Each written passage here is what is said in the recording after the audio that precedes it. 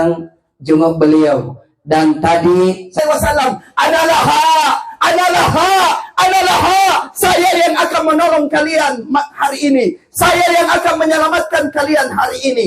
Maka bersujudlah Nabiullah Muhammad sallallahu alaihi wasallam. Begitu bersujud, kata Allah, wahai kekasihku, angkat kepalamu, apa permintaanmu maka saya akan kabulkan. Maka Rasulullah berkata, memohon kepada Allah, ya Allah, segerakanlah hisab, karena seluruh umatku hari ini sudah tidak tahan lagi untuk menahan beban siksa pada mahsyar hari ini. Maka atas pertolongan Rasulullah sallallahu alaihi wasallam hisab dilakukan.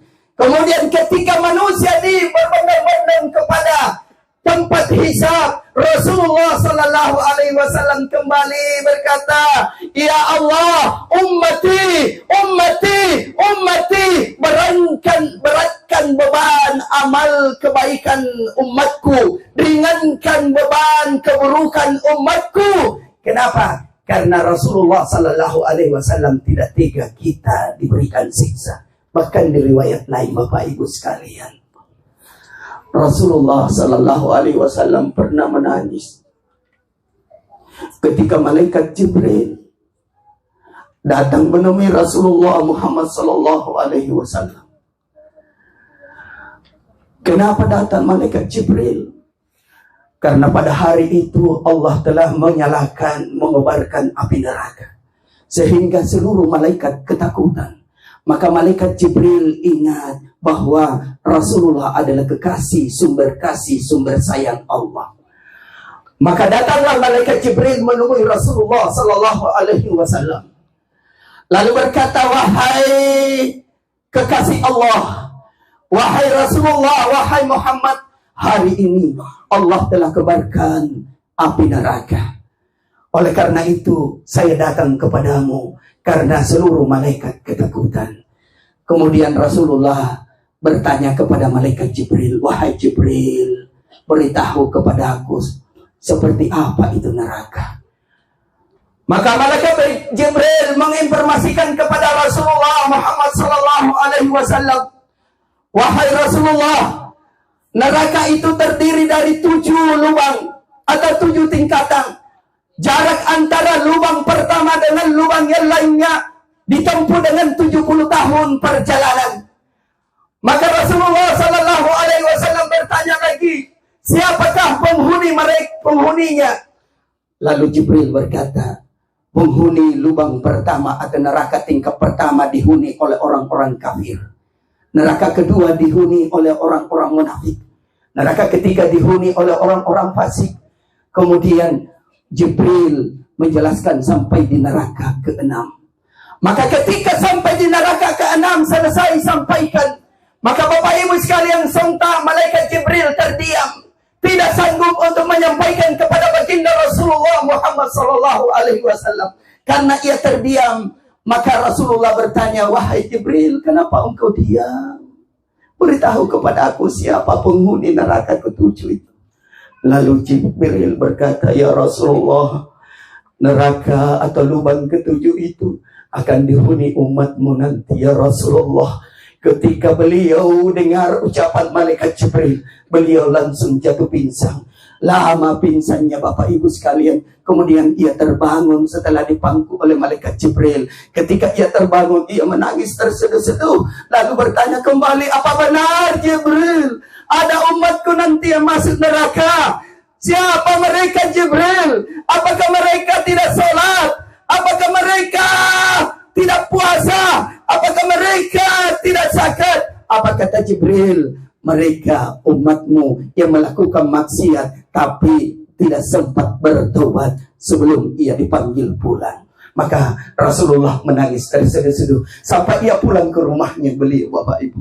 Ketika sampai pulang di rumahnya, ia sampaikan kepada istrinya tercinta, wahai Aisyah, wahai Aisyah, malam ini jangan kau ganggu saya. Malam ini saya akan tahu salat sunnah taubat 1000 rakaat.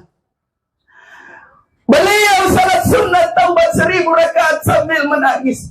Kata Aisyah, pecah tumitnya gara-gara dia salat sunnah taubat untuk umatnya. Karena mengkhawatirkan keadaan Rasulullah Sallallahu Alaihi Wasallam, Aisyah sampaikan kepada Abu Bakar, sahabat Rasulullah, ayahnya Aisyah, lalu berkata, aku khawatir keadaan Rasulullah, tolong datang. Maka datanglah Abu Bakar ke rumah Rasulullah. Begitu datang di rumah Rasulullah, Abu Bakar mengetuk pintu Rasulullah. Assalamualaikum ya Rasulullah, bolehkah aku masuk? Ternyata Rasulullah tidak menjawab. Abu Bakar ulangi 3 kali, Bapak Ibu, tidak menjawab. Maka Abu Bakar pulang menangis. Di tengah perjalanan beliau ketemu Umar bin Khattab. Lalu Umar bertanya, ya Abu Bakar, kenapa engkau bersedih? Kenapa engkau menangis? Maka beliau sampaikan kepada Umar bin Khattab. Lalu Umar pun berangkat ke rumah Rasulullah, mencoba mengulangi seperti apa yang dilakukan oleh Abu Bakar. Alhasil beliau pun tidak dibukakan pintu. Karena tidak dibukakan pintu, beliau pun pulang menangis. Di tengah perjalanan ketemu sahabat Salman Al-Farisi. Kemudian ia tanyakan, ada apa wahai Umar? Kenapa engkau menangis? Lalu Umar berkata, saya mengkhawatirkan keadaan Rasulullah. Karena 3 hari 3 malam dia sudah tidak keluar dari rumahnya. Nanti dia keluar kalau pada saat dia mengimami umat. Dia menangis terus di kamarnya. Saya tidak tahu apa yang membuat dia menangis. Maka Salman Al-Farisi tidak mengulangi apa yang dilakukan Abu Bakar, apa yang dilakukan Umar. Tapi Salman Al-Farisi segera ke rumah putri Rasulullah, Fatimah As-Zahra. Begitu sampai di rumah putri Rasulullah, Fatimah Az-Zahra, beliau sampaikan keadaan Rasulullah. Datanglah putri beliau mengetuk pintunya. Assalamualaikum ya Abi, Assalamualaikum ya Rasulullah. Karena ia dengar suara belahan jiwanya, putrinya. Maka Rasulullah membuka pintunya. Begitu dia buka pintunya, Bapak Ibu sekalian, yang disaksikan Fatimah Az-Zahra, matanya Rasulullah bengkak, matanya Rasulullah bengkak, pipinya bengkak, dahinya bengkak. Kenapa? Karena bersujud dan menangis di hadapan Allah. Lalu bertanya Fatimah, ya Abi, apa yang membuatmu engkau sedih? Kenapa engkau begini? Lalu Rasulullah Sallallahu Alaihi Wasallam berkata, bagaimana aku tidak sedih, bagaimana aku tidak menangis? Karena Jibril datang memberitahu ada umatku nanti yang masuk ke dalam neraka. Maka aku salat sunat taubat 1000 rakaat, biar aku menanggung segala dosa dan kesalahan umatku. Tengoklah Pak, dengarlah Pak, bagaimana cintanya Rasulullah Muhammad Sallallahu Alaihi Wasallam kepada kita. Maka salah satu nikmat nanti di akhirat, nikmat yang paling besar ketika kita berada di akhirat, ketika kita berada di surganya Allah, adalah salah satu nikmatnya tatkala kita mampu duduk di tengah-tengah Rasulullah, menatap wajahnya. Lalu bagaimana cara untuk mendekatkan diri kita kepada Rasulullah Muhammad Sallallahu Alaihi Wasallam, Bapak Ibu sekalian? Tidak lain, jalan pintasnya adalah memperbanyak selawat kepada baginda Rasulullah Muhammad Sallallahu Alaihi Wasallam. Allahumma salli ala Sayyidina Muhammad wa ala ali Sayyidina Muhammad. Salatullah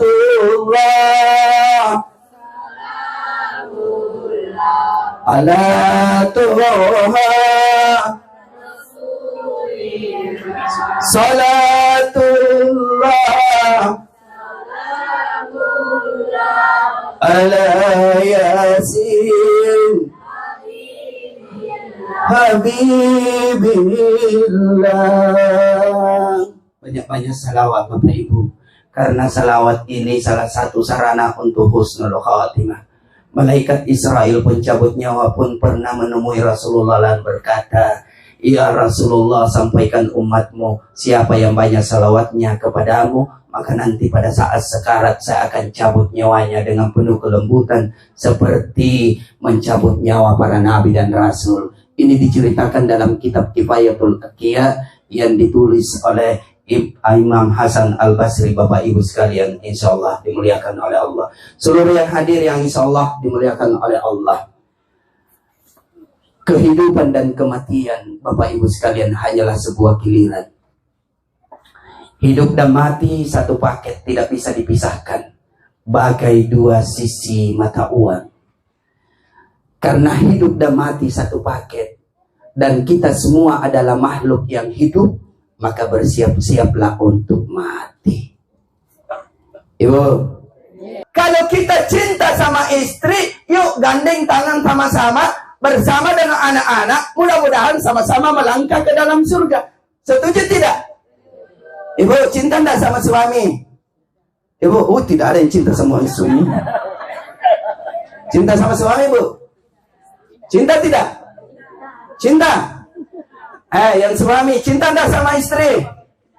Cinta tidak? Sekarang kita buktikan cintanya. Ya, saya tanya dulu. Ya, saya tanya bapak-bapak ini selaku suami. Pak, bapak kutanya, yang bapak, yang suami. Pak, cinta istri? Cinta? Mari kita buktikan cintanya. Selaku suami. Pak, jika bapak naik perahu bersama dengan istri tercinta yang kita cintai, anggaplah naik perahu, tiba-tiba perahu tak bocor. Kan istrimu kalau kau sendiri talang. Betul tidak? Cocok ki. Iya, cuma harus alasannya begitu. Kau pernah ke ceramah di Jeneponto? Ada orang Jeneponto sini? Pernah ke? Ada? Iya. Pernah ke ceramah di Jeneponto? Tidak usah sebutkan desanya. Kutanya itu kerengah, dengaji. Bilang kering, ibarat naik perahu ki kering. Cinta sama istri karena sana ku ngaina bainengku. Iya, jadi kia ngai bainen tak kering karena sana ku ngaina. Sekarang kering ibarat naik perahu ki, ya, kemudian bersama istri tak tiba-tiba perahu tak bocor, ya mana kita duluan ambil pelampung atau istri? Apa nak anak? Baineng ku Ustaz. Kutanya, kutanya mi, angapa na baineng tak kialeri olong, nak na baineng ku penjari pelampung. Oh bunda amawang ko.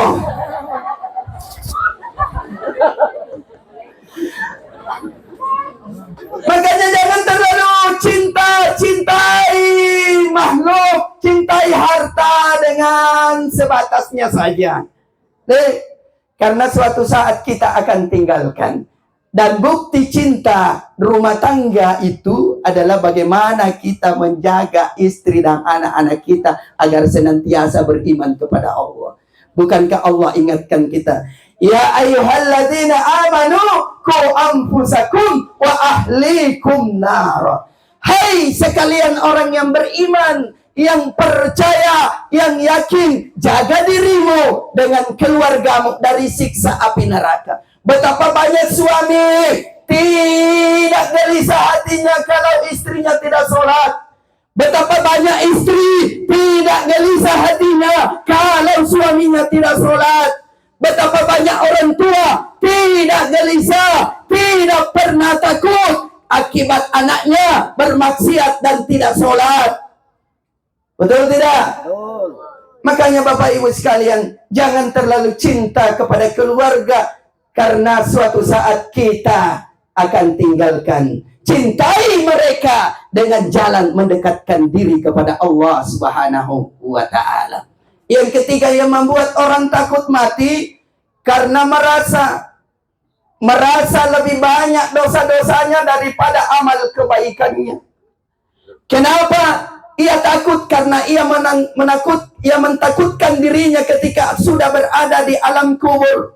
Karena perhara di alam kubur, Bapak Ibu sekalian, sangat menakutkan. Dan perlu kita ketahui dan yakini bersama bahwa kehidupan di alam kubur jauh lebih panjang, jauh lebih lama daripada kehidupan kita di dunia ini. Tayya nampa napa baun tahu beru mate tahu beru aling karyanja.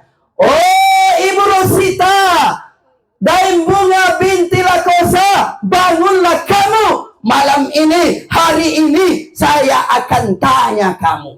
Apa pertanyaannya? Kita semua tahu jawabannya. Kalau kita masih hidup di dunia ini, gampang dulu jawabannya. Jangankan kita, anak-anak kecil bisa jawab.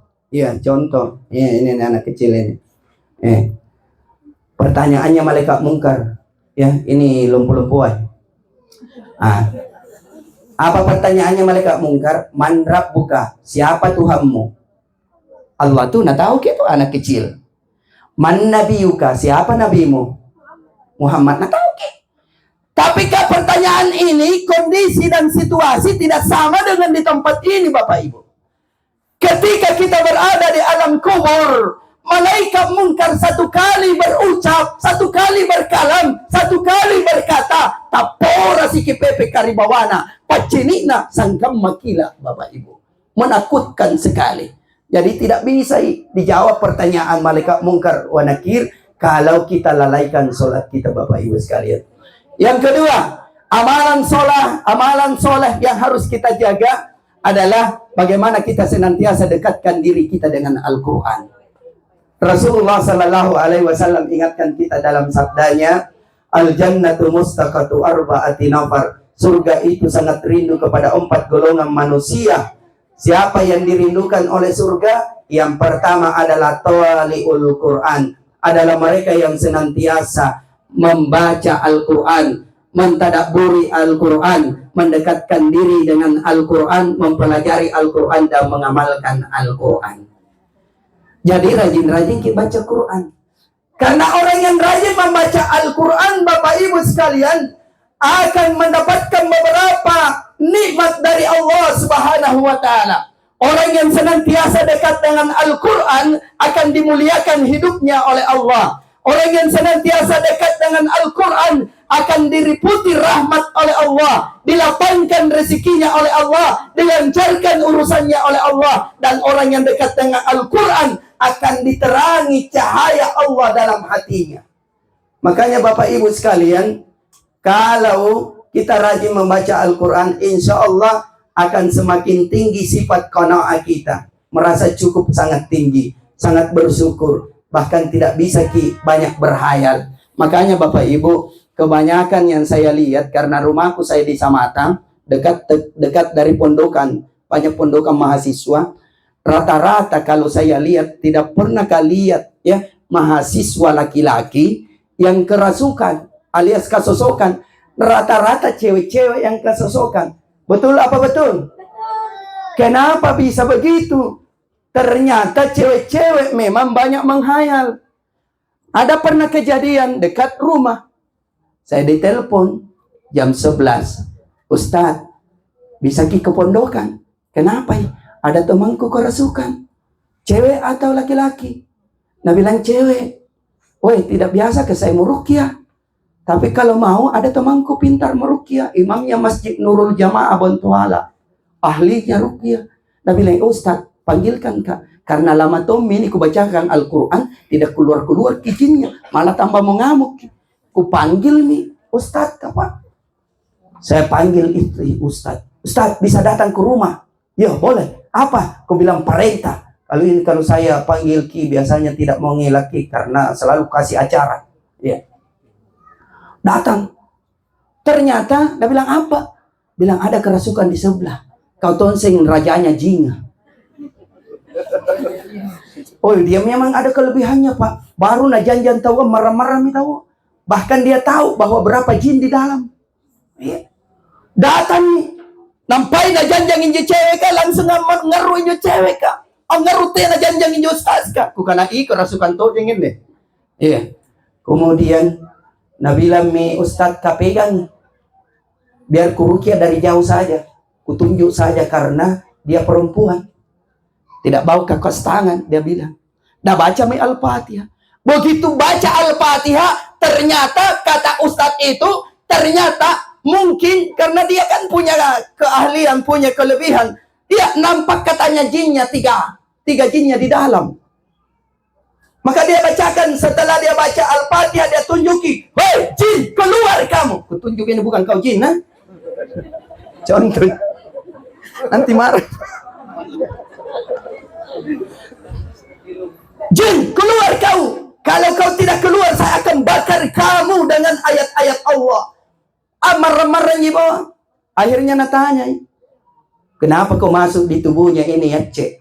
Diambil saja nama samaran Aceh. Iya. Kenapa masuk di tubuhnya Aceh? Ya, pindah kau. Di mana kau tinggal sebenarnya? Nah bilang di sana, di Penyingkul kah, di sudut jalan, di bawah pohon besar. Kenapa kau pindah dari situ? Kenapa masuk di tubuhnya Aceh?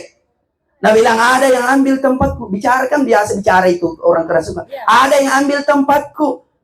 Siapa yang ambil tempatmu? Kesana kau tidak ada jibanguni kuliah. Nah bilang ada yang ambil tempatku. Ramai sekali mi tempatku sekarang. Tidak sunyi mi. Terganggu kak. Nah ku tanya mi Ustaz kak. Siapa yang ambil tempatmu? Nah bilang nalengas ini cale kak. Oh ternyata baliho jai.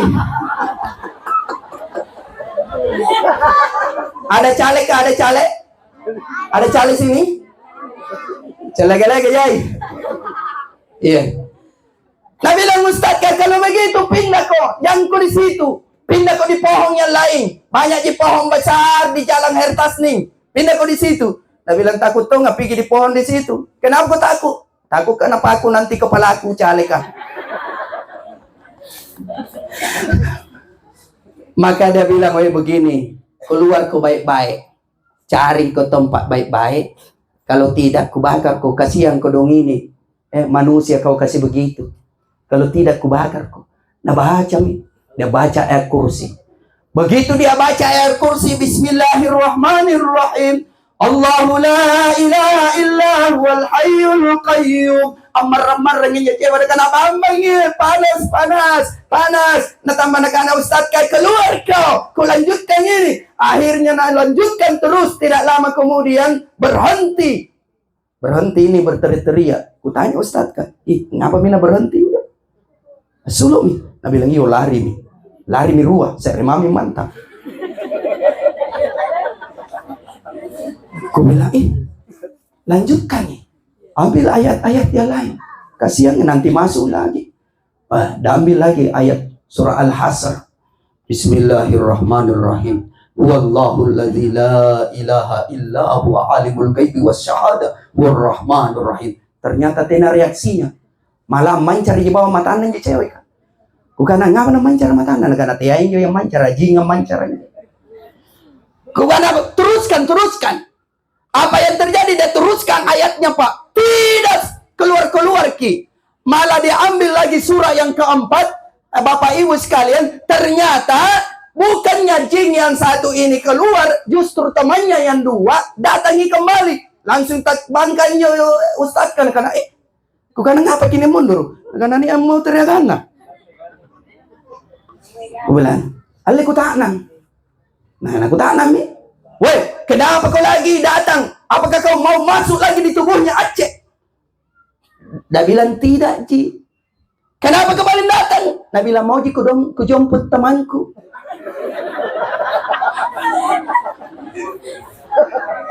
Biar mi keluar sendiri. Nanti saya bakar dengan ayat-ayat yang lain, surah yang lain. Apa nak kana jinga? Mana 30 juz nu baca tenana sulu. Angapai? Jintong lo.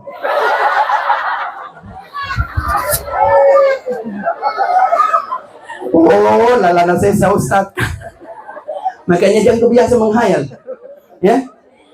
Jangan kebiasa menghayal. Karena kalau banyak menghayal, banyak angan-angan, itulah tempat masuknya jin. Mau jin? Mau. Allahumma salli ala Sayyidina Muhammad.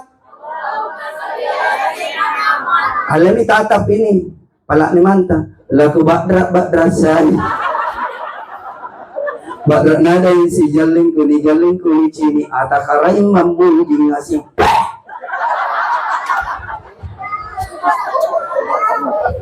Bukan itu, bukan. Ini serius. Tatap wajah, tatap telapak tangan tak, lalu baca. Setelah baca tiupkan. Marhaban bihabibi wa qurrata aini ya sayyidi ya Rasulullah Muhammad bin Abdullah sallallahu alaihi wasallam. Ya apa lagi? Kamado makikuci ini. Iya, ada di rekamannya. Nih, besok tonton di Indosiar. Ada kru Indosiar. Besok tonton di Indosiar, cari di situ yang mana itu, ya. Dengar ulangi kembali di Indosiar. Insya Allah besok diputar di Indosiar jam 10 pagi. Serius ini Bu, tepatnya pada saat mati lampu. Kalau kitunggui di Indosiar karena jam 9 bukan ceramah terputar tapi suara hati istri atau kisah nyata, ya, cari saja di YouTube. Nama channelnya Syamsir Lakbang Channel. Jangan mama lupa sedekah. Sedekah paling ringan, tidak keluar uang. Cukup dengan subscribe, like, and share. Bapak Ibu sekalian, jasad seseorang yang senantiasa ahli Quran tidak akan disentuh cacing tanah. Cacing tanah itu di mana hidupnya sih? Di atas permukaan tanah atau di dalam tanah? Dalam tanah toh? Pertanyaannya, kenapa di dalam tanah bukan di atas permukaan tanah? Kenapa? Ya, Bambang Penarate cocok salah satunya. Tapi menurut penelitian Pak, ternyata cacing tanah itu bukan persoalan Bambangnya, ya. Tapi kan bisa dihidup kalau di atas ada air, di atas permukaan tanah, tapi di atasnya air. Harusnya kan begitu. Tapi kenapa masih tetap di dalam? Ternyata Pak, karena dia takut dengan cahaya. Penelitian menunjukkan bahwa cacing tanah itu takut dengan cahaya yang terang. Kalau tidak percaya, besok wahai tukang pancing,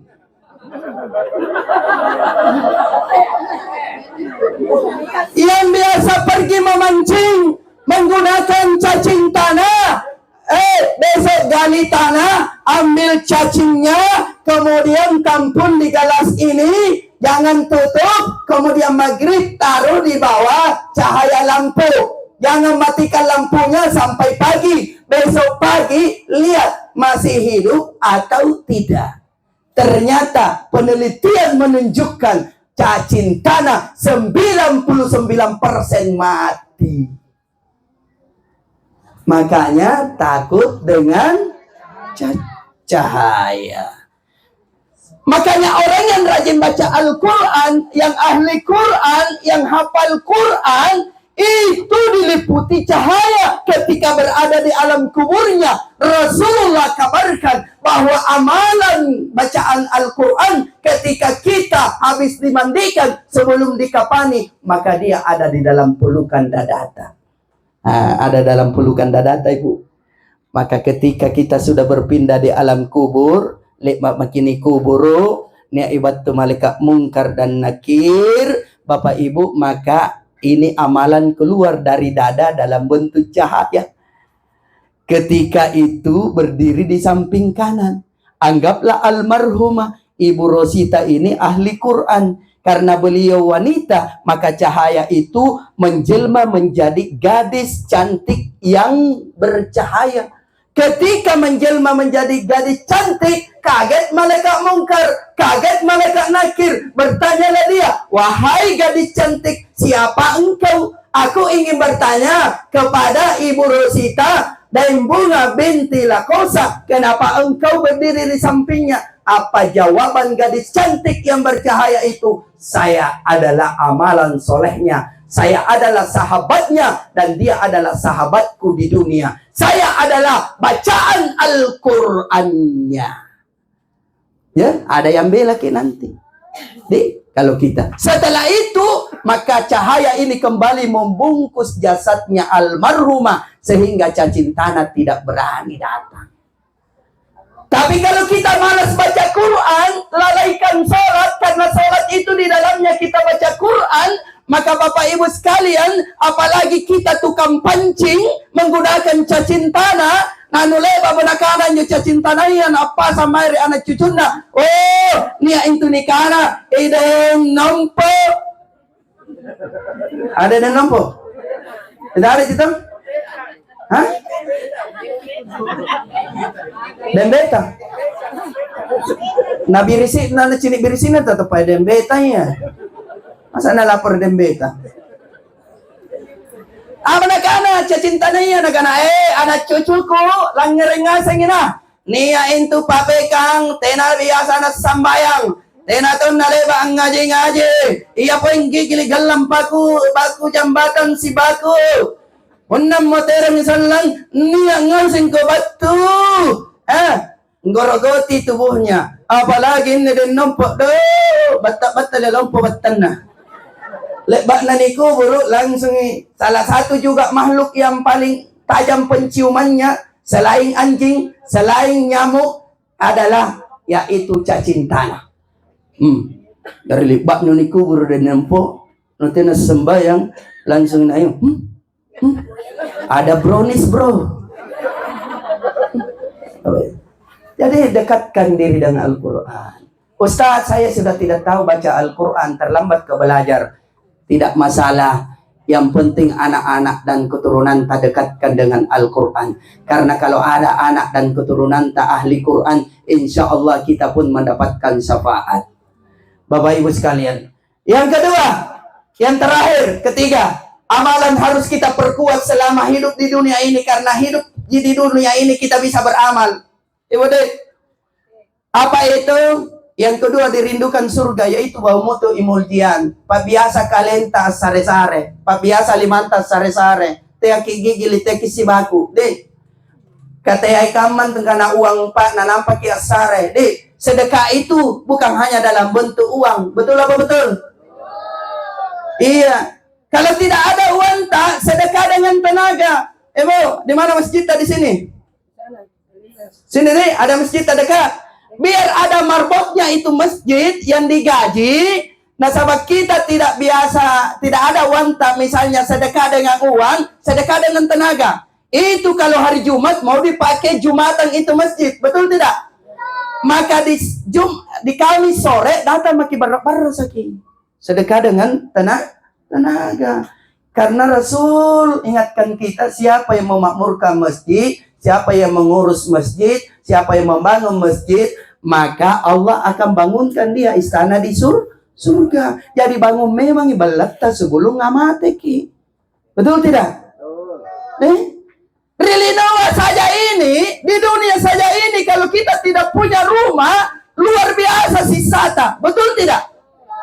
Apalagi di akhirat kalau tidak ada rumah tak. Makanya adakan memang rumah tak. Bangun memang nih, kirim memang nih pondasinya. Kirim memang lantainya, kirim memang catnya, kirim memang pelaponnya, kirim memang asena, kirim memang lampuna. Nah sahabat nakana kuburka, weh anak cucu Adam, saya adalah tempat yang paling gelap, maka bawalah penerang untuk menerangiku. Weh anak cucu Adam, saya adalah tempat yang paling sempit, maka bawalah alat untuk meluaskanku. Hai anak cucu Adam, saya adalah tempat yang paling panas, bawalah penyujuk untuk menyujukkanku. Ibu, di sini saja di dunia, kalau sempit kamarta, kemudian gelap kamarta, tidak ada kipas angin, tidak ada AC, nah susah tak? Betul tidak? Nakana tong biasa tutuan nakana ustad, maka kira-kira kamu matujingin juga. Lalan kubur ka, kung kana po natin no percaya mo tera makorong.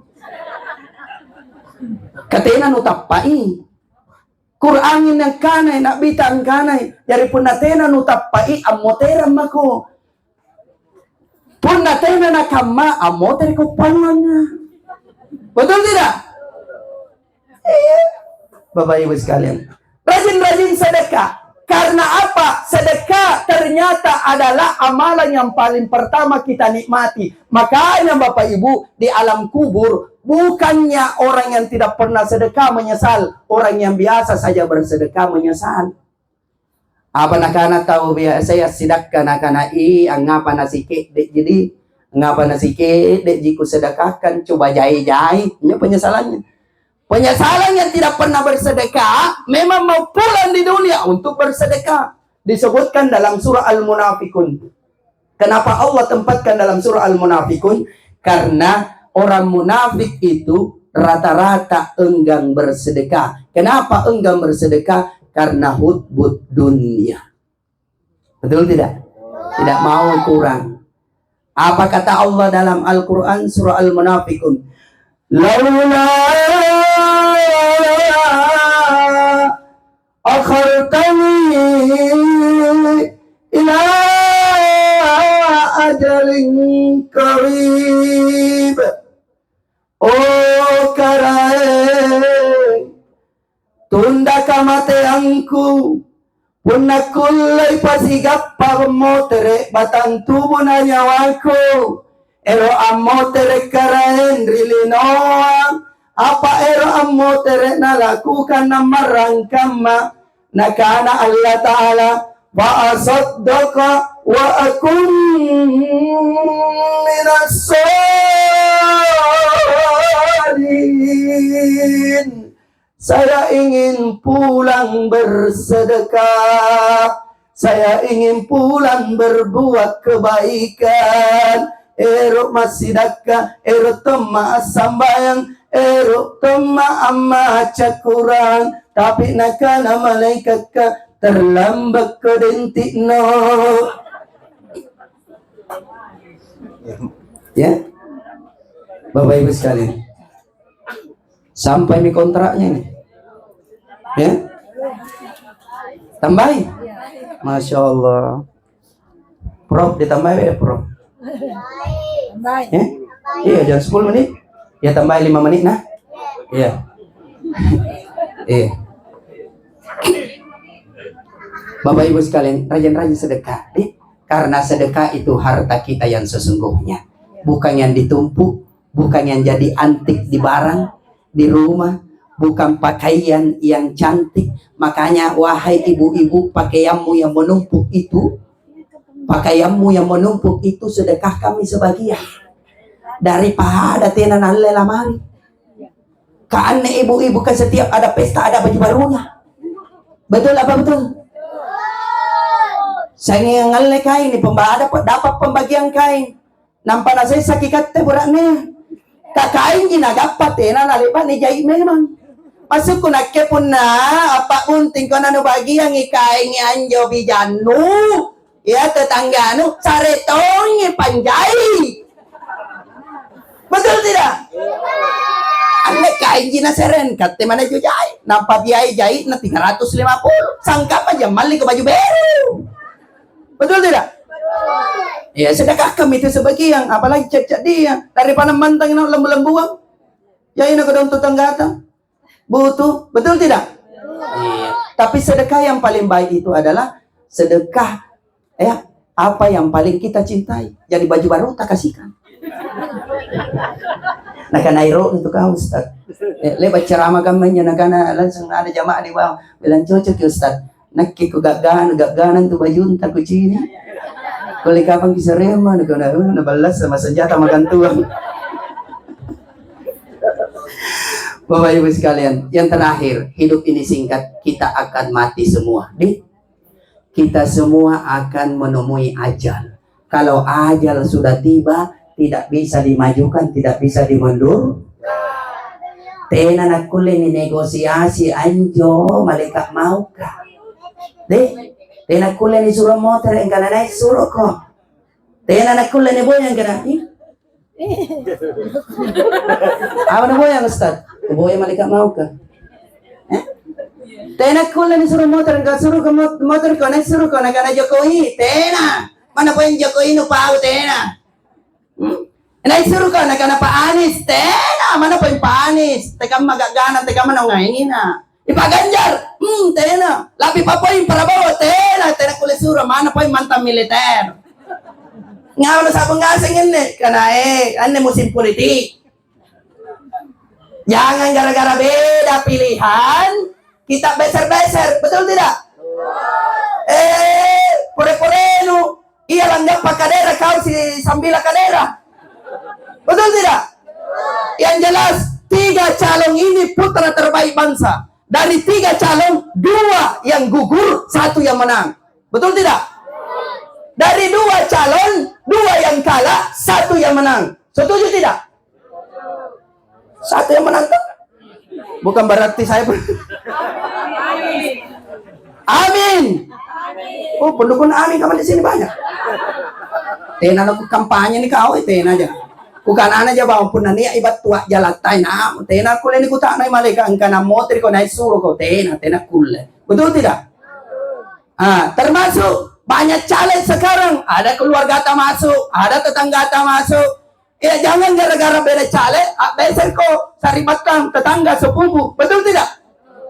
Tapi bagi antu punna, umpamana ini kelurahan apa di sini? Bantar Bantaing, di? Ada caleg tak masuk di kelurahan Bantar Bantaing? Iya ada. Bagus itu caleg tak sendiri yang di dalam di kelurahan Bantar Bantaing, ia menjeborongi. Iya, supaya apa? Kalau ada masalah di lingkungan tak, ada masalah sosial, bisa cepat karena ditahu rumahnya, betul tidak? Oh, berarti ada di sini caleg. Mana calegnya? Iya, ada tuh sahabatku itu, kelurahan Bantar Bantaing. Kupaun aja mana? Kupaun aja. Kalau tidak salah dekakna Poltekkes rumahnya. Namanya Muhammad Isra, SE. Woi, banyak pendukung di sini. Oh, pasti orang baik itu. Iya. Ada kota. Iyo, baik memang itu tahu kan? Karena belum bisa aja masuk caleg keliling ke ini ceramah di sekitar Bantar Bantaing Rapoci ini, ya selalu ku dapat beliau. Jujur, tadi ku kontak bilang mau kak datang ini di wilayah tak ini, bisa ki hadir. Nah bilang ada 3 tempat tasya undanganku Ustaz. Tidak bisa kekayanya ke sana. Sampaikan saja salamku bahwa salam dari Pak Isra. Salam lagi ku sampaikan. Betul tidak? Makanya Bapak Ibu sekalian, bukan 5 menit tambahan, Prof. Jadi bagaimana ini? Ku tanya Prof. Prof, kalau jam kerja lewat dari jam kerjanya, kemudian bertambah berarti lembur toh? Lembur Prof toh? Namanya lembur ada tambahan atau? Anda ku tahu siapa yang tanggung tambahan? Prof atau Pak RT? Ibu, iya Pak Isra. Ku ingat tuh juga sahabatku orang baik. Kalau orang baik itu gampang diingat. Kalau tidak salah partainya Golkar, nomor urut 3. Bapak Ibu sekalian, kalau ajal sudah tiba, malaikat maut sudah datang, tidak bisa disuruh pulang. Biar mami seperti ceritanya Hasan. Saya tutup ceritanya Hasan. Pernah kita dengar? Ini Hasan Tiaji Cale ya. Ini Hasan Bapak Ibu, ya. Pagi-pagi kodong. Sementara di rumahnya menyapu ki. Tiba-tiba didatangi malaikat maut dalam bentuk wujud manusia. Ceritanya. Maka nakana minjo malaikat kamangiri Hasan, Assalamualaikum ya Hasan. Nah jawab mi Hasan, waalaikumsalam. Iya maiki. Langsung nakana malaikat, Hasan, siap-siap. Engkau adalah orang pertama yang saya harus jemput. Langsung tak bangkai Hasan, masuk no. Reserse kok kah? Bukan, saya adalah yang memisahkan kenikmatan dunia. Tanpa bingung Hasan, masuk no, tuduh poimo. Silangsung mo. Hasan, saya adalah malaikat maut pencabut nyawa. Nah karena tojengko. Tinana ku tapa. Nah karena mi Hasan, pacini kan paing kejagoan no antara kau malaikat. Jarang apa kamu nilimuan malaikat. Langsung ada kitab keluar di tangannya. Langsung nakanai malaikat. Hasan, berdasarkan kitab dan buku catatan yang ada di tangan saya ini, namamu adalah orang pertama yang saya harus cabut nyawanya. Saya adalah malaikat maut. Langsung ngekere Hasan. Nah karena malaikat tidak kuliah ditunda. Tapi memang tidak bisa karena berdasarkan perintah Allah dan berdasarkan catatan dari Sidratul Muntaha, arsy Allah, ternyata namamu urutan pertama. Nakana mi Hasan nabila malaikat pun nakam mantupai. Kalau begitu ada permintaanku sebentar saja, 5 menit saja. Apa itu Hasan? Kebetulan masih ada waktu memang sekitar 10 menit ini. Apa itu Hasan? Bilang kebetulan kodong amak nayace, istriku tercinta, yayam bekku. Sementara memasak masakan spesial. Barusannya ini yang maknanya cek nakana udah ente kok lampai nasaba anne alloa laku papaluang ki cukup paling spesial, masakan yang paling spesial selama ini daen 27 tahun kita bersama. Palu-palu kurua jemenuku palu cek lah palu kecil, palu cek lah palu kecil. Oleh karena itu sebagai bakti kudaen di ulang tahun perkawinan kita 27 tahun, hari ini saya buatkan masakan spesial. Jangan pigi-pigi nah. Izinkan saya nikmati sedikit saja biar istriku tidak terlalu bersedih. Nabi lami malaikat ka boleh. Silahkan. Ajab kami kadang hasan tama. Ajab pana hasan kami janampai silangkan. Tapi jairiatin nar pikiran. Siapa tahu erotongi malaikat. Saujuk manusia pak. Malaikat, siapa tahu erotongi. Nekana malaikat ka boleh. Siapkan 2 porsi. Antamak nih. Pas sedia 2 porsi. Sementara ngalepirin pas sedia, tapi jai senriatin muncul di hati dan pikirannya. Ih, baik pun aku leangi obat tidur untuk malaikat. Dia cari obat tidur, dia haluskan itu obat tidur, baru dia campur di bagiannya malaikat kah. Sama-sama banyaknya, piringnya sama warnanya, sama-sama banyaknya. Setelah sedia, dia panggil masuk. Malaikat, sudah siap. Ayo kita santap, baru kita berangkat sama-sama. Oh, rewa nih. Singkat cerita, masuklah malaikat, dia nikmati sama-sama. Habis bagiannya Hasan, habis tom bagiannya malaikat. Tidak lama kemudian malaikat ketinrumi. Ini malaikat ketinrumi mai. Ale kau binjo, ale kau bin. Asing kan ale malaikat mau. Biri mamari ni Prof. Naki pun nanya mo saya rekuci ni atinro la mari ma. Tidur malaikat datang Hasan dia pastikan betul dia tidur. Nakapakam men. Oh, ternyata tidur tuh. Naleng, mau pastikan betul namanya urutan pertama. Dah ambil itu kitab buku yang ada di tangannya. Sebegitu dia buka, ternyata namanya memang urutan pertama. Begitu dia lihat namanya urutan pertama, tapi dia sendiriatin, dia sendiri kalah. Karena baik ku hapus nama aku. Nah hapus iseng arena naleng itip es, nampak napaleso arena paling rawa. Konon katanya urutan paling atas dengan sampai urutan paling bawah masih butuh 3 tahun baru nak kena urutan paling bawah. Tidak lama kemudian la usuki Pak Balea obat tidur habis. Ya, yeah, memang dekat tidur poin.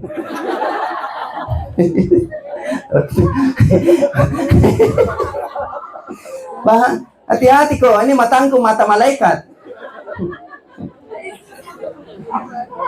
Apa yang terjadi? Terbangun kembali malaikat. Dia tanya, Hasan, di mana kau Hasan? Nabi bilang, Tommy Hasan, iya malaikat ada jak di sini. Kenapa ki? Nabi bilang ki, bilang malaikat Hasan, luar biasa. Pantas tidak mau tinggalkan istrimu. Pantas engkau tidak mau tinggalkan istrimu karena istrimu memang pandai memasak. Anu nyaman masakannya, saking nikmatnya tidur kau. Nah karena Hasan terus bagaimana malaikat? Weh Hasan, ternyata kau orang baik. Maka sebagai bentuk terima kasihku, ya, saya akan cabut nyawanya manusia berdasarkan buku catatan di saya. Saya akan cabut mulai urutan paling bawah.